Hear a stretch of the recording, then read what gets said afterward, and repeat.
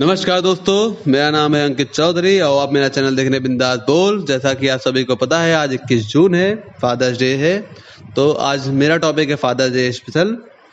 तो मैं अपनी बातों को शुरू करने से पहले अपने पिता के लिए कुछ चंद लाइनें बोलना चाहूँगा। तो अगर आप गौर करें तो मैं फरमाता हूँ, जब जब मैंने किसी चीज़ की जिद करी, जब जब मैंने किसी चीज़ की जिद करी, तब तब उन्होंने मेरी हर जिद पूरी करी। मेले में मुझे अपने कंधों पे घुमाया, कठिनाइयों से मुझे लड़ना सिखाया। मेरी उंगली थाम मुझे इस जग में चलना सिखाया। वो और कोई नहीं, मेरे पापा हैं, जिन्होंने मुझे ज़मीन से उठा के मुझे मेरे मुकाम तक पहुंचाया। तो गाइस, ये मैंने लाइनें अपने पापा के लिए खुद लिखी हैं। अच्छी लगी हो तो शेयर लाइक जरूर करें। तो आगे चलते हैं, पिता के ऊपर कुछ बोलते हैं। कुछ जो मेरा है सेंटेंस है उसे स्टार्ट करते हैं। आइए। पिता। पिता एक ऐसा शब्द है जिस शब्द में इतना भारीपन है, अगर आपने कभी महसूस किया होगा तो उस शब्द में इतनी जिम्मेदारियां हैं कि उसे किसी नॉर्मल इंसान को उठा पाना बहुत ही मुश्किल है, या कहें नामुमकिन है। जैसा कि हमारे घर में हमारे पढ़ाई का, हमारे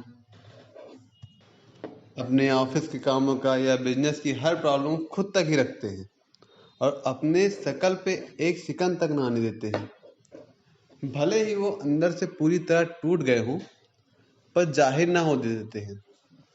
अब बात आती है हमारे फौजी भाइयों की, जो कि किसी के पिता हैं, जिनके कंधों पे घर का बोझ, बच्चों की पढ़ाई का बोझ, बेटी की शादी का बोझ, बहुत सारे बोझ होते हैं। ये हर इंसान के शरीर पे होता है, हर पिता के कंधों पे होता है। पर इनके कंधों पे एक और बोझ होता है, वो है देश सेवा की। जैसा कि आप सभी को पता है, अभी जल्द ही हमारे देश के 20 सैनिक जवान शहीद हो गए, देश के वीर गति को प्राप्त हुए लड़ते लड़ते। तो कहना ये चाहता हूँ कि उनकी वो तो अपनी जिम्मेदारियों को निभाते निभाते चले गए। अब उनके जो बच्चे हैं वो हो गए हैं पिता से दूर।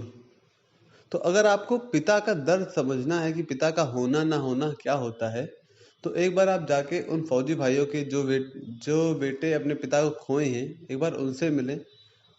आपको एहसास हो जाएगा कि पिता का दर्द क्या होता है, पिता का होना, पिता का ना होना क्या होता है।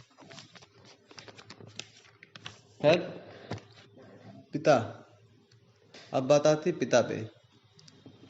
तो पिता शब्द का उल्लेख मैं कुछ इस प्रकार करना चाहता हूँ। पिता को अगर हम दो शब्दों में तोड़ें, पी प्लस ता। पी पी मतलब होता है कि जो हमारे सारे दुख दर्द को पी लेता हो। मतलब हमारे लाइफ में चाहे जितनी प्रॉब्लम हो या उसकी लाइफ में प्रॉब्लम हो, उस सारी दिक्कतों को अपने अंदर पी लेता है और हमें जाहिर तक ना होने देता है। ता। अब बात आती है ता पे। ता का मतलब ये होता है कि तब तक, जब तक हमारे चेहरे पे मुस्कान ना आ जाती हो। उन सारे दुखों को पी लेता है और तब तक पीता है जब तक हमारे चेहरे पे कोई मुस्कान ना आ जाती हो, तब तक पीता है।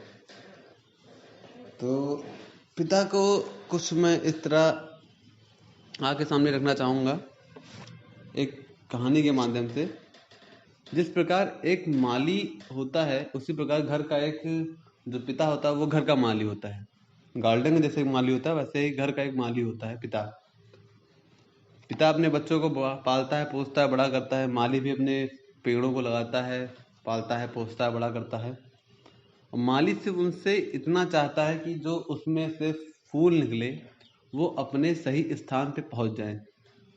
इसी तरह पिता भी चाहता है कि हमारे बेटे जो हैं या बच्चे हैं वो अपने सही सक्सेस हो जाए, अपनी सही जगह पे पहुंच जाएं।